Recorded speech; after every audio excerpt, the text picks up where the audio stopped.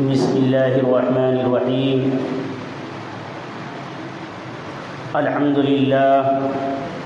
للہ رب العالمین والصلاة والسلام علی سید الانبیاء والمرسلین وعلى آلہ واصحابہ الطیبین الطاہرین وازواجہ الطیبات الطاہرات وبناته المحترمات المكرمات رضوان الله تعالى عليهم وعليهن أجمعين. أما بعد،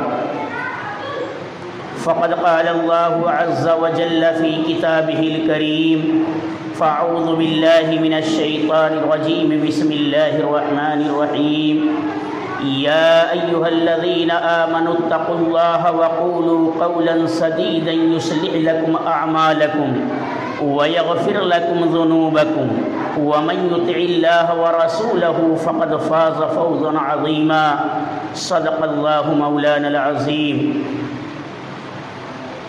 وعن أبي هريرة رضي الله تعالى عنه قال: قال رسول الله صلى الله عليه وسلم: تنكح المرأة لأربع: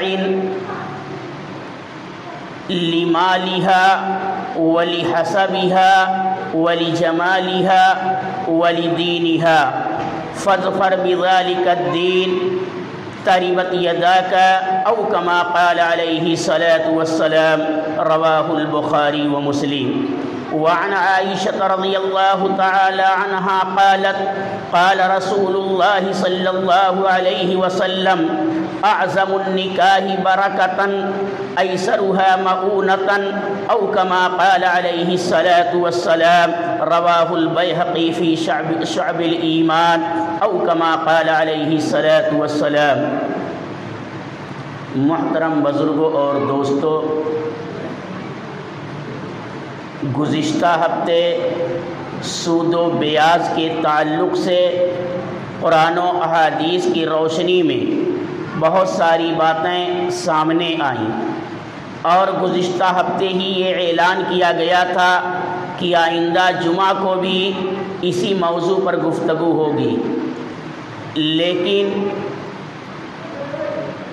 آج گفتگو ہوگی، آج عنوان رہے گا ہمارے معاشرے میں جہیز کی بڑھتی ہوئی لعنت.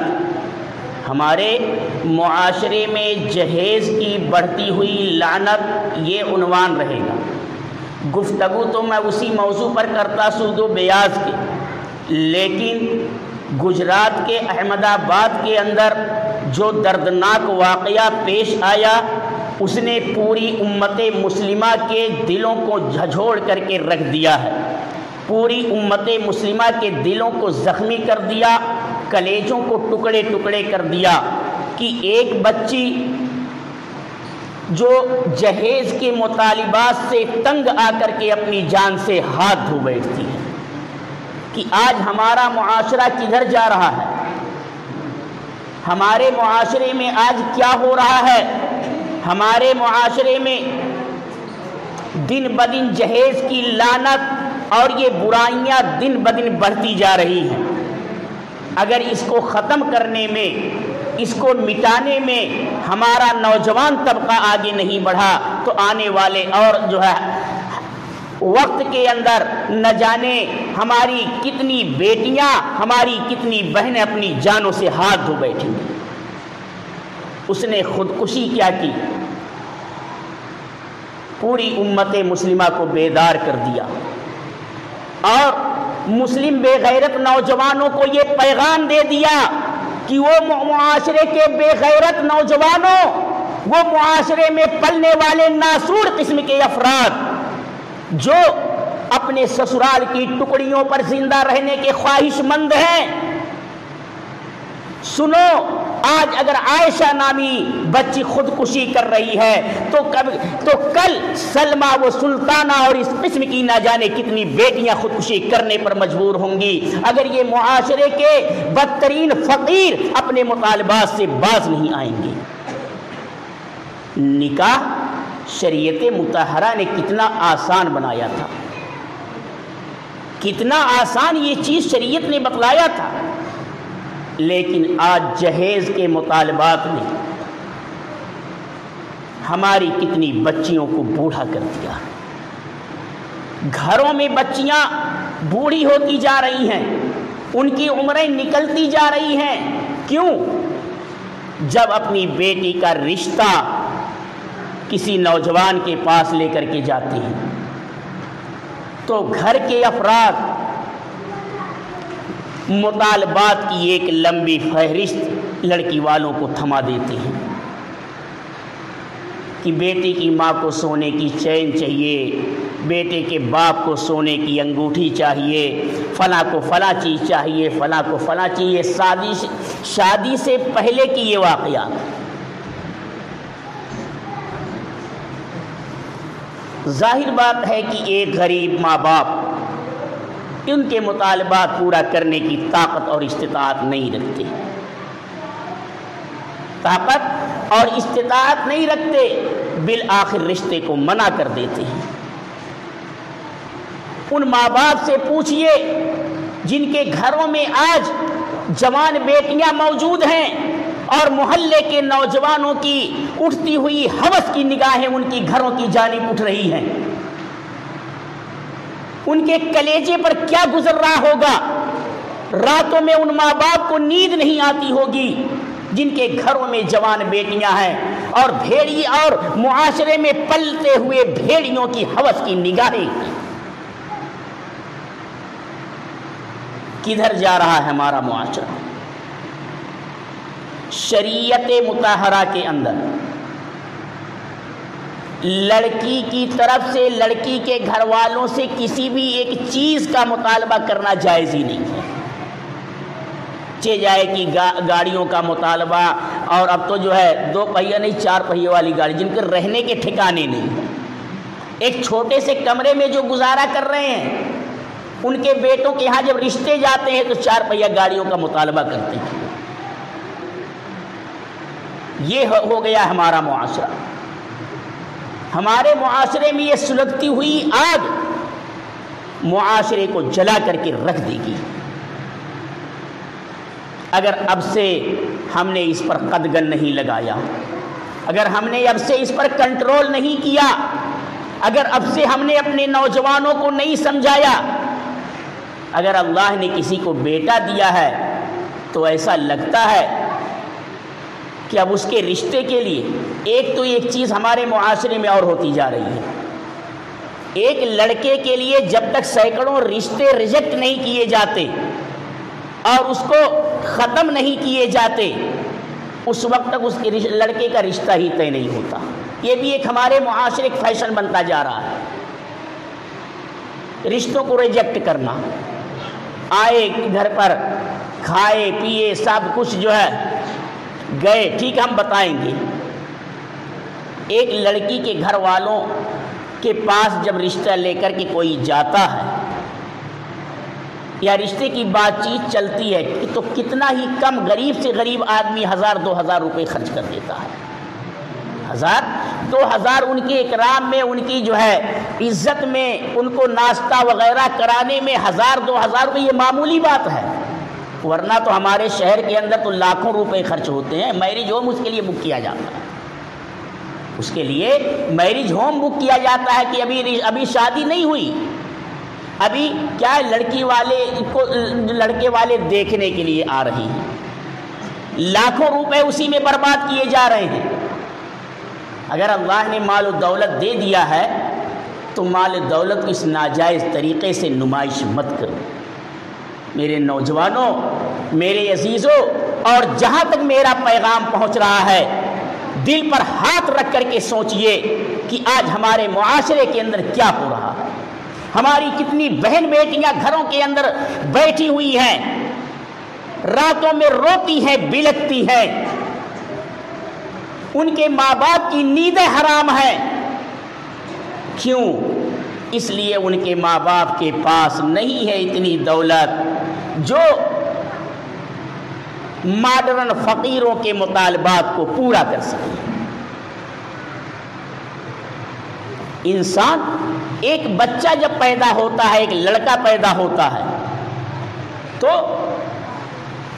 گھر والے بڑے لاڈ و پیار سے اس لڑکے کی تربیت کرتے ہیں، استاد بڑی محبت سے اس کو پڑھاتے لکھاتے ہیں، معاشرے کے لوگ عزت کی نظر سے دیکھتے ہیں کہ یہ ہمارا نوجوان بڑا ہوتا جا رہا ہے، ہمارے معاشرے کی، ہمارے گلی کوچوں کا نام یہ روشن کرے گا، کوئی دینی خدمات انجام دے گا، کوئی ایسے کارنامے انجام دے گا کہ ہمارے محلے کا یہ نوجوان ہمارے محلے کا نام روشن کرنے والا بنے گا، ہم اپنے ماں باپ کے نام کو روشن کرے گا، اپنے اعزاء اقربا رشتہ داروں کے نام کو روشن کرے گا۔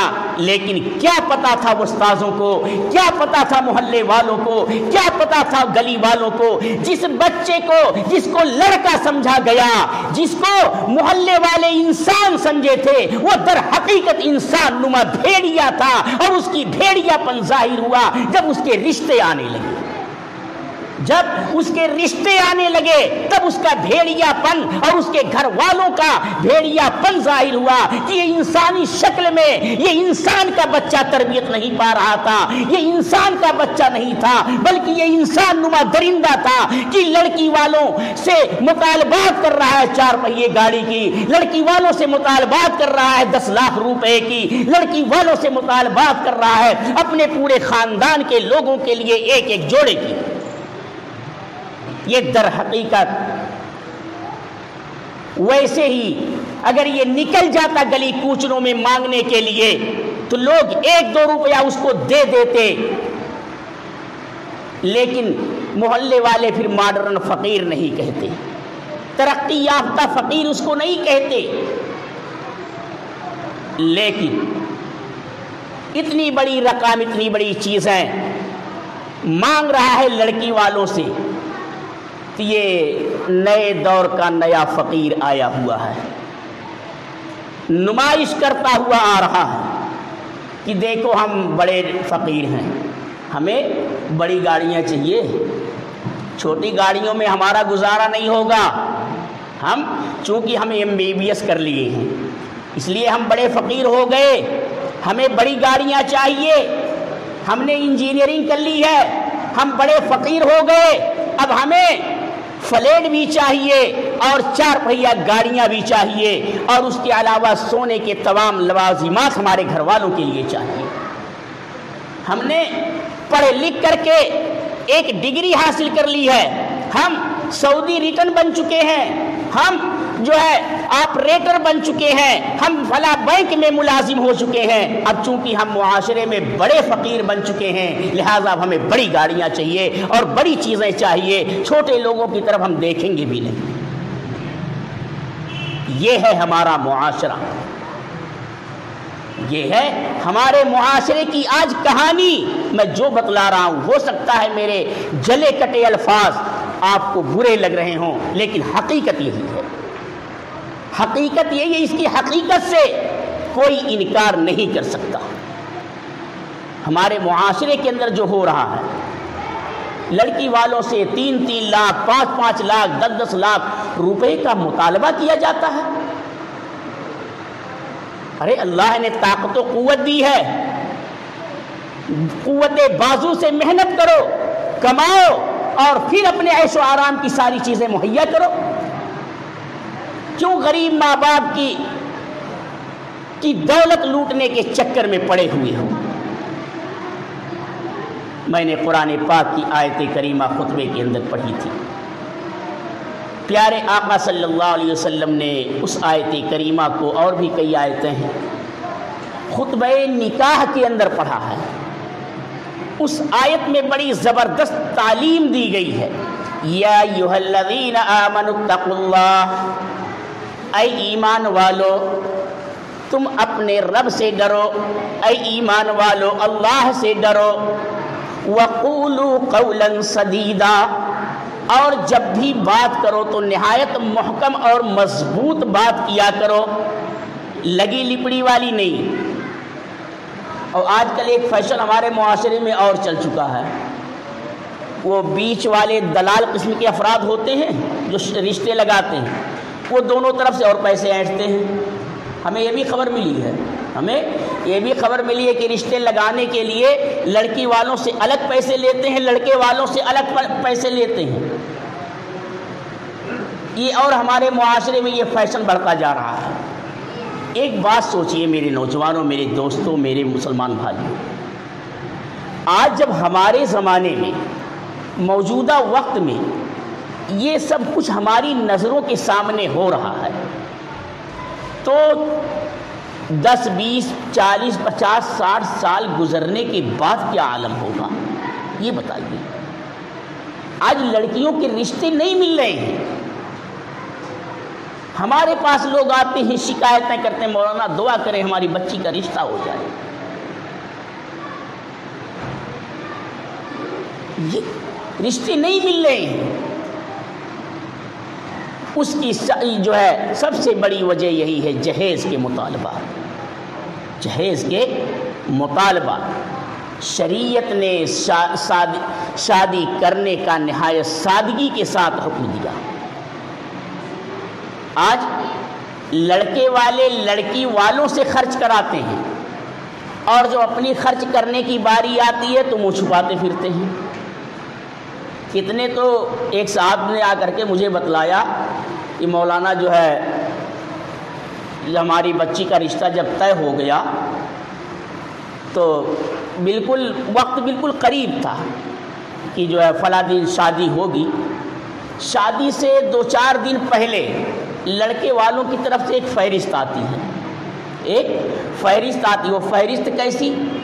وہ فہرست یہ تھی کہ دیکھیے بارات والوں کے لیے بکرا چاہیے اور سکا ہوا مرغا جو فرائی مرغا بولتے ہیں، اور اس کے ساتھ ساتھ مچھلی سکی ہوئی، اور یعنی بکرے کے آئٹم میں 2-3 قسم کے آئٹم انہوں نے بتلایا، یہ سب چیزیں ہیں۔ اور پھر جو عام چیزیں ہوتی ہیں وہ تو ہے ہی ہیں، وہ تو ہے ہی ہیں۔ ہمارے براتیوں کو کسی قسم کی کوئی تکلیف نہ ہونے پائے۔ ارے اللہ کے بندے، تجھے تو ولیمہ میں یہ سب کرنا چاہیے تھا،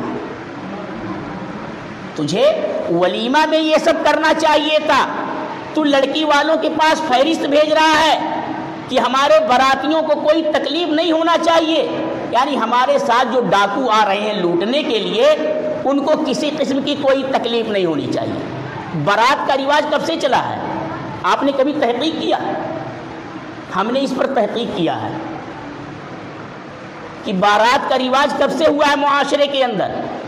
پہلے وقت میں چونکہ یہ گاڑیاں وغیرہ تھی نہیں اور رشتے وغیرہ ظاہر بات ہے جو ہے دور دراز سے بھی ہوتے تھے، راستے میں ڈاکوؤں کا خطرہ ہوتا تھا، رہزنوں کا خطرہ ہوتا تھا۔ اب لڑکا لڑکی کو لے کر کے آ رہا ہے اپنی سسرال سے جو ہے اپنے گھر کی طرف، تو راستے میں ڈاکو حملہ کر کے زیورات چھین لیتے اور جو ہے تمام تکلیفیں پہنچاتے تھے۔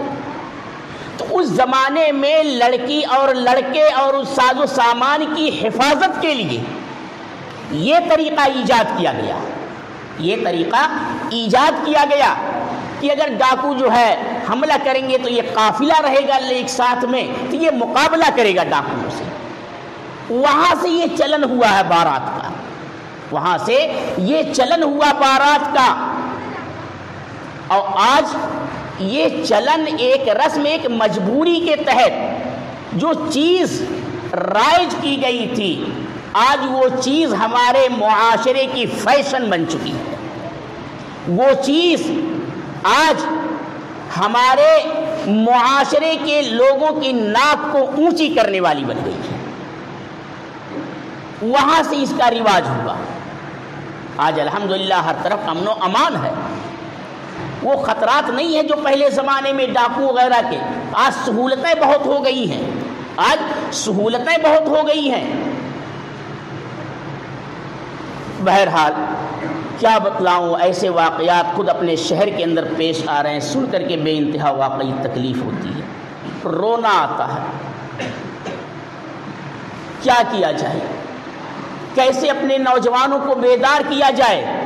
کسی کے پیشانی پر لکھا ہوا نہیں ہے کہ یہ ماڈرن فقیر ہے، یہ اپنی انسانیت کی کھول اس وقت اتار دے گا جس وقت اس کا رشتہ آئے گا، کسی کی پیشانی پر نہیں لکھا ہوا ہے۔ سب معاشرے میں سیدھے سادے دکھ رہے ہیں، لیکن انسانیت کا یہ سیدھا سادھا کھول جو چڑھا ہوا ہے، یہ کھول اتر جاتا ہے جب رشتے آتے ہیں۔ پتہ چل جاتا یہ انسانیت کا کھول نکلی تھا، اندر سے یہ بھیڑیا اور درندہ ہے، جس کو اپنے قوت بازو پر بھروسہ نہیں ہے، اپنی محنت اور اپنی قوت بازو پر بھروسہ نہیں ہے۔ یہی وجہ ہے کہ آج خودکشیوں کے واقعات اور تھانہ پولیس کچہری کے واقعات جو کثرت کے ساتھ اپنے معاشرے میں پیش آ رہے ہیں، اگر تحقیق کیا جائے تو 100 میں سے 90% کے جہیز کے نکلتے ہیں۔ گھر والوں کے مطالبات، سسرالیوں کے مطالبات، یہ چیز چاہیے۔ اگر یہ چیز اپنے معاشرے میں میرے نوجوانوں ختم نہیں کی گئی تو یاد رکھیے، آج ہم جن کی بیٹیوں کو رلا رہے ہیں، اپنے بیٹے کے رشتے کے لیے مختلف قسم کے مطالبات کر رہے ہیں، زیادہ دور جانے کی ضرورت نہیں ہے۔ 20-25 سال کے بعد جب ہماری بھی بیٹیاں جوان ہوں گی، ہماری بھی بیٹیاں جوان ہوں گی، اور اس وقت ہم اپنی بیٹیوں کا رشتہ لے کر کے جب جائیں گے اور ہمیں بھی وہ فہرست تھما دی جائے گی کہ یہ چیزیں چاہیے، اب بتلائیے اس وقت ہمارے دل پر کیا گزرے گی؟ ہمارے دل پر کیا گزرے گی؟ تصور کیجئے، سوچئے۔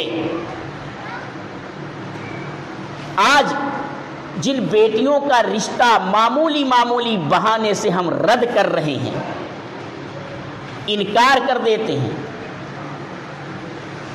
پہلے تو اس وقت تک رشتہ پکا ہی نہیں ہوتا جب تک 2-4 لاکھ روپے برباد نہیں کر دیے جاتے لڑکی والوں کے۔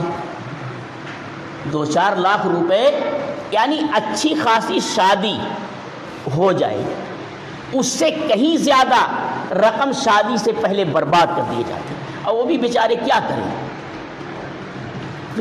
بیچارے لڑکی والے بھی کیا کریں؟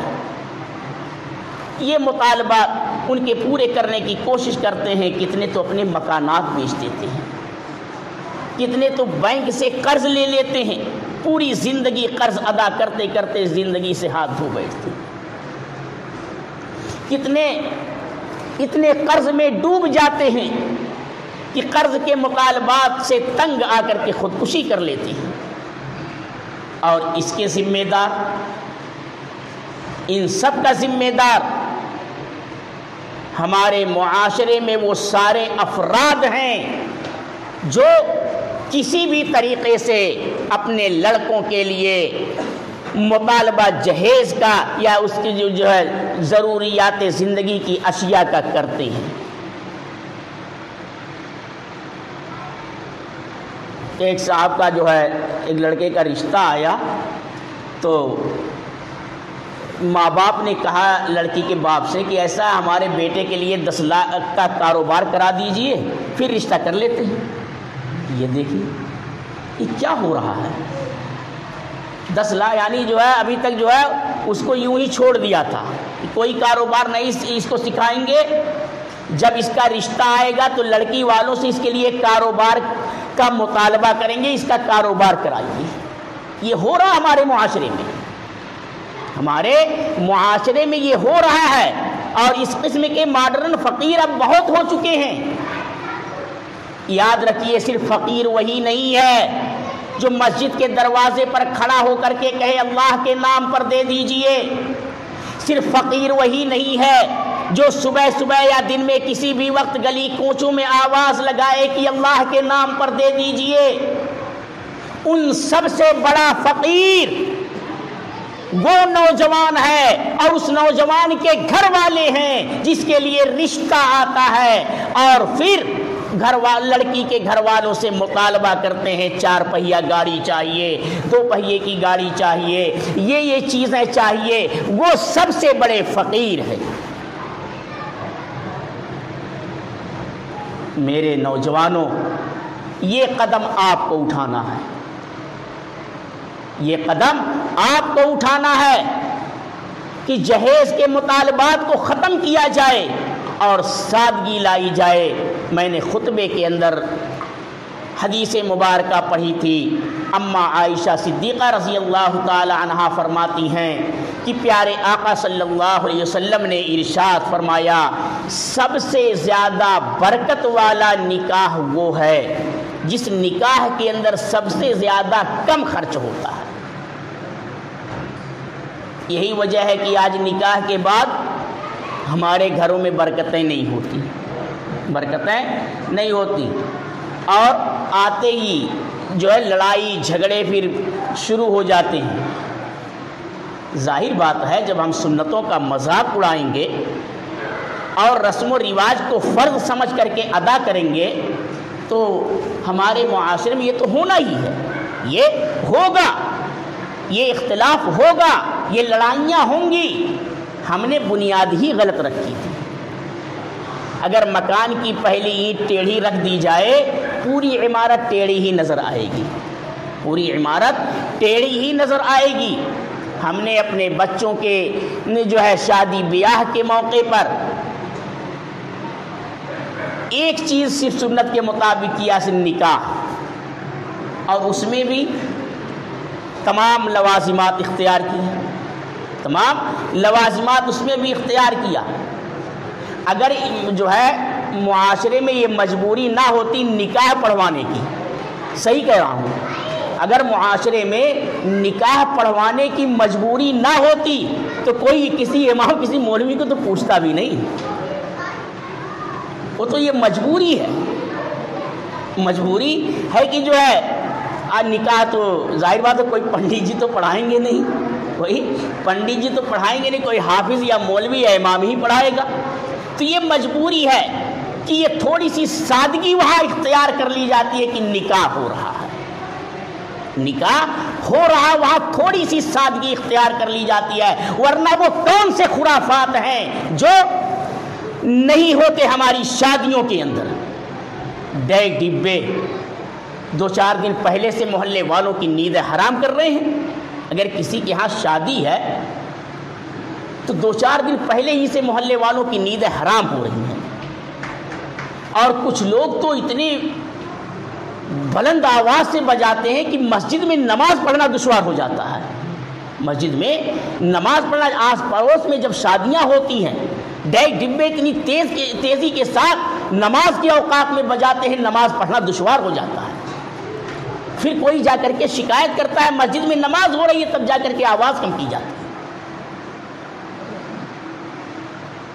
تو ایک چیز صرف رہ گئی ہے تاکہ ہمارا نوجوان کدھر جائے۔ پیارے آقا صلی اللہ علیہ وسلم نے ارشاد فرمایا، ان عائشہ رضی اللہ تعالی عنہا قالت قال رسول اللہ صلی اللہ علیہ وسلم اعظم النکاح برکتا